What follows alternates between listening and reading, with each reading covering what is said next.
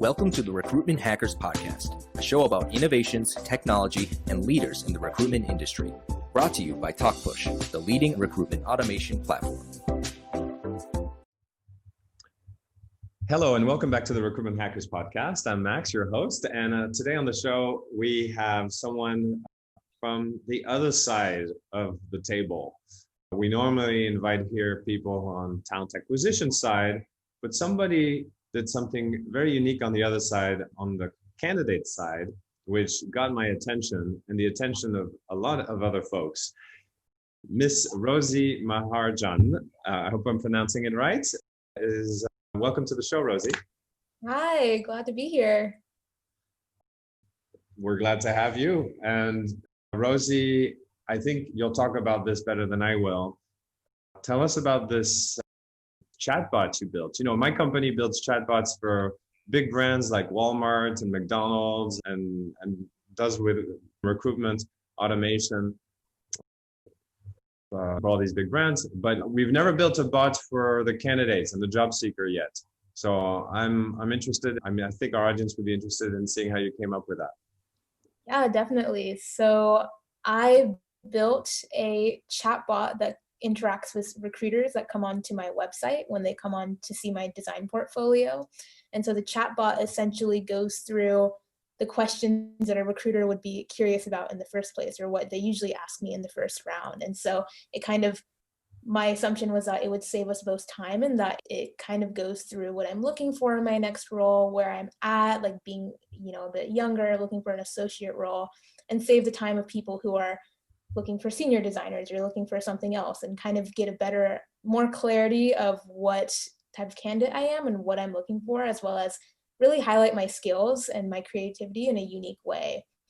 And so I got the idea because I came across conversational UI, being a conversational UI designer on a job application I saw, and I wanted to look into what conversational AI was. And so I kind of experimented with this chatbot, and I added a question that was a little bit controversial. I don't think it should be controversial, but it basically was a little filter at the beginning. Before the recruiter can interact with my bot, they ask if they believe that Black Lives Matter, which is, you know, a huge human rights issue that's happening right now. And if the recruiter says no, it politely tells them that I would not be a good culture fit. And then if they do, it's sort of a filter where then they are able to interact with my bot.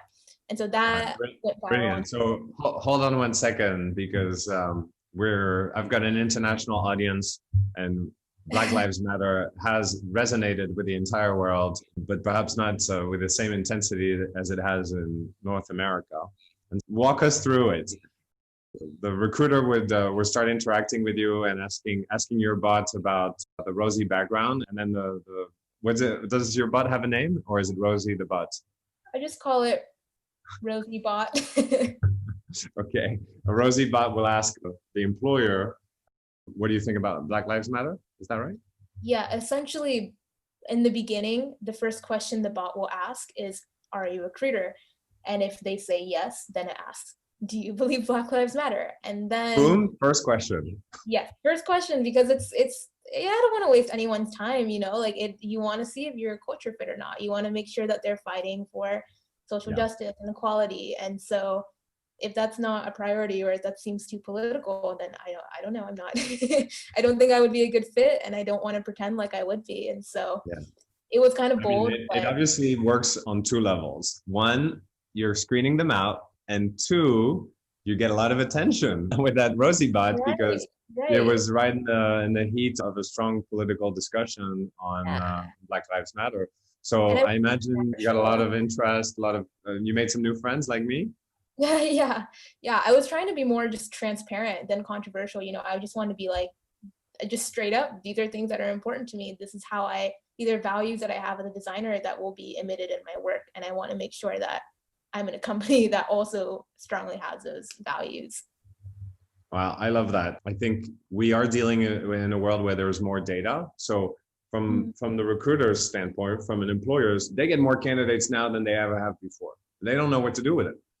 And for you, I mean, in a way, you're a job seeker, and you can update us on what kind of job you're looking for. Maybe our audience can connect you with opportunities. But I suppose there's also hundreds or maybe thousands of positions to consider and so many marketplaces to choose from. And the volume can, I suppose, become overwhelming. Is that how you're experiencing it? Sort of, yeah. I think the way that you have to apply for jobs now is so different, I think, than it used to be. You can't just hit the apply button. That's like going in blindly. You usually would have like an internal referral or something, and that would help you. But I think that kind of, especially for young designers and new grads, it makes you seem like, you just want a job, like you want to just settle for something, where in reality, I think we have the power to be a little bit more selective about our job and make sure that we are someplace that we feel like we are making a difference. And so that's kind of the filter I wanted to create there, and make sure that I am somewhere that holds those values and where it does make that impact. And I think it really worked for the most part, in that I don't have, whoever contacts me or whatever job I get, I know that they have passed that bar. Like, it's not a conversation we have to have. Yeah. Oh, I get that, but can you imagine this form, this conversational AI form? I mean, most people are not going to get thousands of recruiters who come to your website to talk to your bot. That's a stretch, but potentially it could happen that you would build an AI that's smart enough that it could handle a first level interview. If you could have two bots talking to each other, and it would come to an agreement, and you wouldn't reveal everything until you meet somebody in person. But before that, you'd have that first filter happening. But in order for that to happen, we'd have to have a lot of volume, on both sides. You'd have to have maybe, thousands of jobs talking to your bots before you get just the right match, the perfect culture match that would come to you. But still, today, for you as a job seeker, is it a lot of going through, one job listing at a time, one marketplace at a time? Or have you been able to use that, all the fame that you've gone with that bot and on Twitter to generate random job opportunities? Yeah, it was like that in the beginning, where I would have to kind of apply like hand by hand, make sure I have a cover letter and everything for each place. But yeah, with the bot, it helped a lot with standing out, I would say.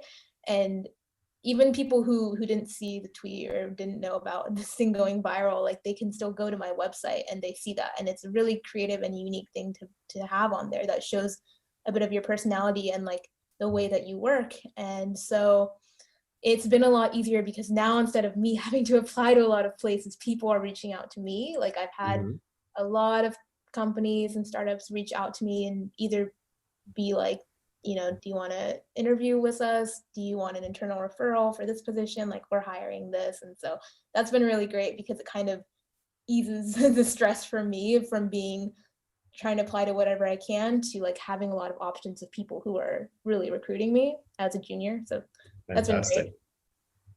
Fantastic. Yeah. Startups don't care so much how junior you are, as long as you get it done. And you showed that you could. Where can people go to? Where's that website you're describing where you show your portfolio? It's just honestly, if you just look up my name, the SEO, like, it's going to be the first thing that shows up. It's just my name. It's RosieMaharjan.com, RosieMaharjan.com. And it's going to be like right when you enter the website, it's on the bottom right corner. Yeah. And then for those who are online now, I really recommend you go see that website.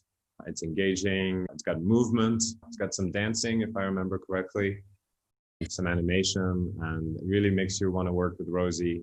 So you're looking for design work? Yes, I'm looking for specifically a product designer role or a UX designer role. And yeah, I hope that, I would say I'm pretty well-rounded, and I'm looking for a job that is pretty well-rounded, not just focused on design, but the whole aspect of everything, and provides that challenge as well as some mentorship. Cool. I'm sure you'll have the pick of the litter, as they say.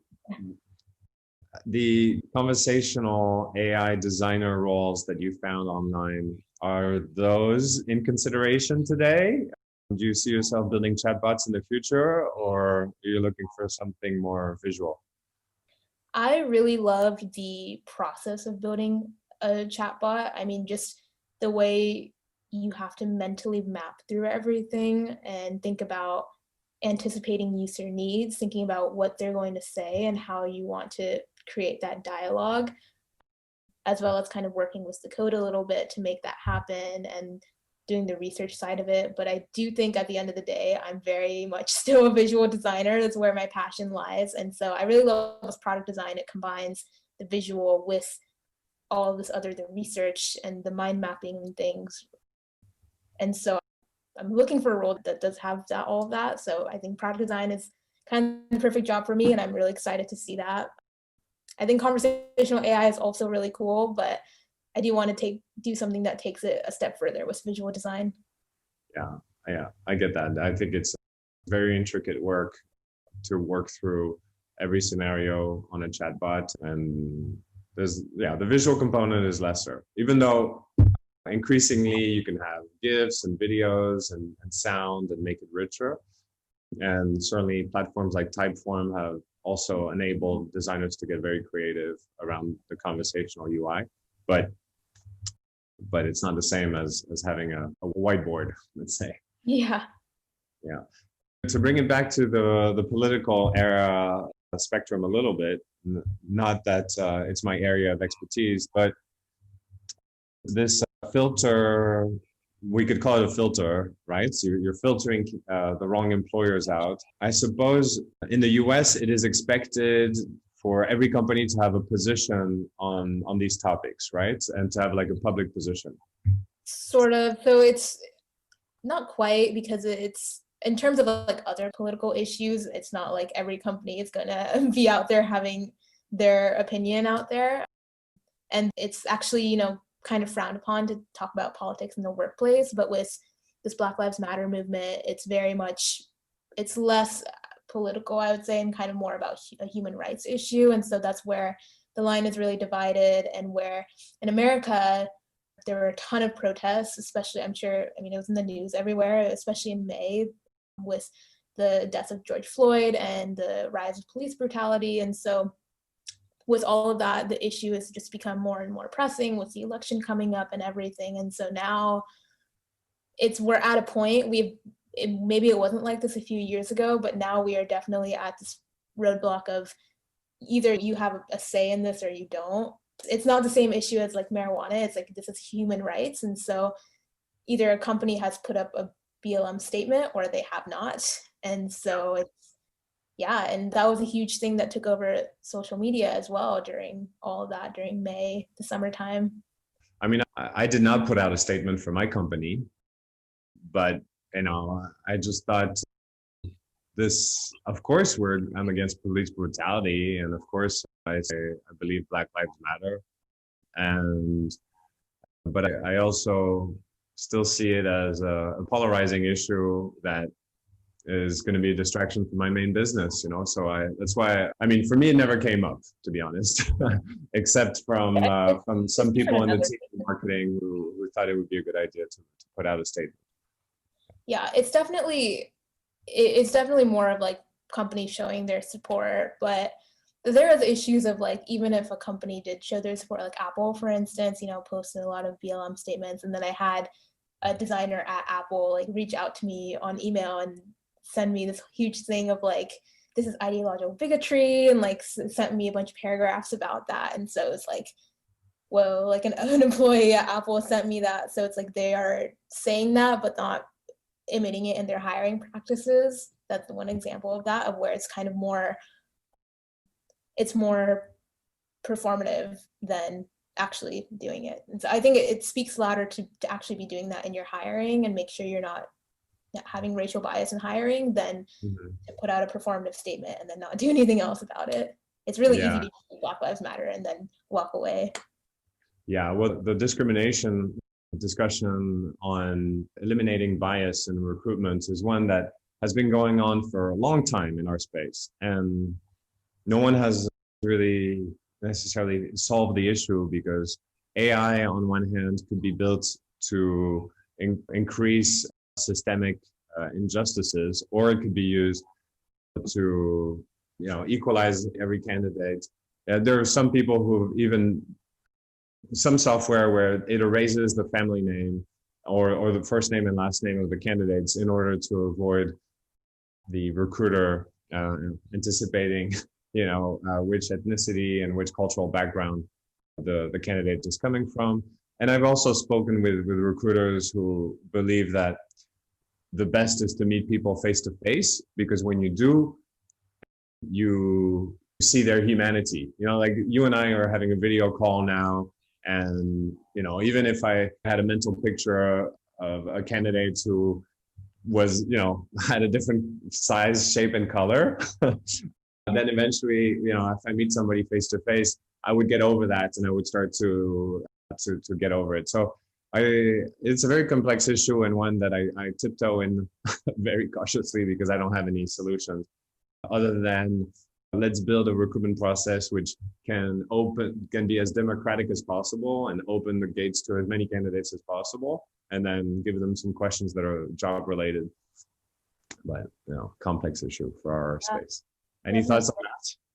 It's a really complex issue because it's, on one hand, like the AI itself, just racial bias and AI, and as we get more in technology, and maybe as like the recruitment process gets more evolved and with automated systems, there is this risk of like facial recognition systems, for instance. Like there's not enough data on people of color with facial recognition. Like maybe that might come into play with recruitment if they ever use that, and just a lot of issues with that. And then on top of that, with recruiters, there might be this unconscious racial bias in their hiring practice, as well as just making sure you're hiring them for the right reason. So I think there's a lot of tokenization that happens with hiring practices sometimes, where maybe they just have to fill in like, we have this many Black people, this many Asian people at our company, versus actually making sure that there's a supportive environment for people of color, and making sure that it's a comfortable place and they're feeling supported rather than just filling in a quota. Yeah.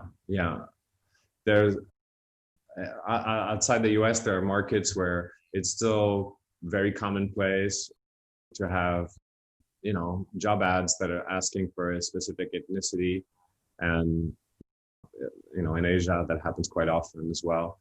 So I don't know, it's less prevalent outside the US, these discussions, and it makes me wonder whether how the US is going to overcome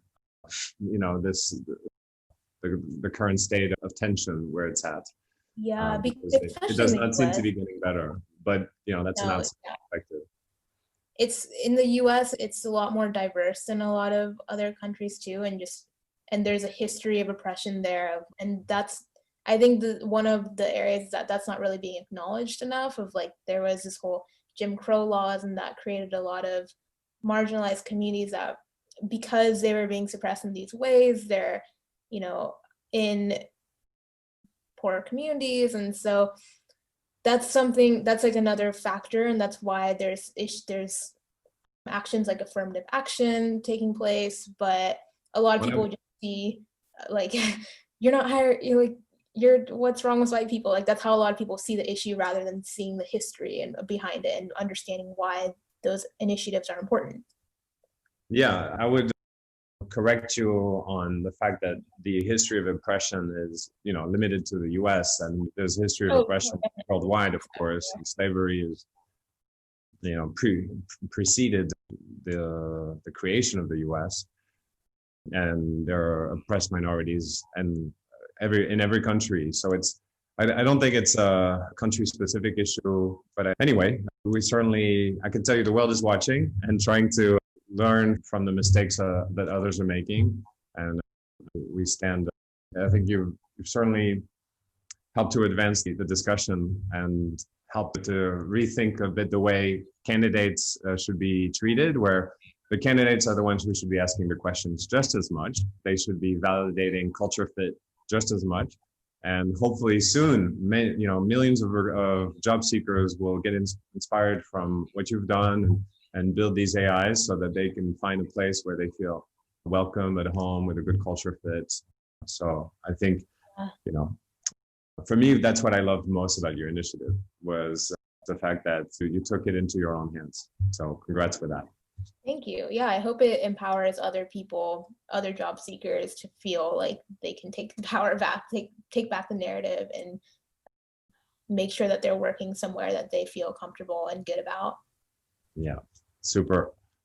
All right. Well, we already have your website. Is that the best way for our audience to contact you if they want to know more about your work? Yeah, definitely. And I wrote a blog post about how I created it and everything too. It's on the UX Collective and the Next Web. I think it's just, if you just search racism chatbot, it's going to pop up. Okay. But yeah. We'll put that on the links and we'll share that with our audience. Thank you so much, Rosie, for sharing your experience on building a chatbot from the job seeker, from the candidate side. Yeah, definitely. All right. I hope you enjoyed my interview with Rosie, a job seeker who decided to take matters into her own hands and to create a conversational interface that would validate if there was a good culture fit between her and her future employer. I do think that there's inspiration there for both job seekers and for employers, because culture fit is probably the most important thing when you're dealing with a large sample and when you're about to enter into a relationship that could be very important and for many years. Culture fit is not something that you can adjust for later on. So thank you, Rosie. I hope you enjoyed this, and if you've got more examples of innovation happening on either candidate or recruiter side, I'd love to have them on the show. So please send me a note at hello@talkpush.com and subscribe to our Recruitment Hackers podcast if you enjoyed this. We'll have more to come. Thank you.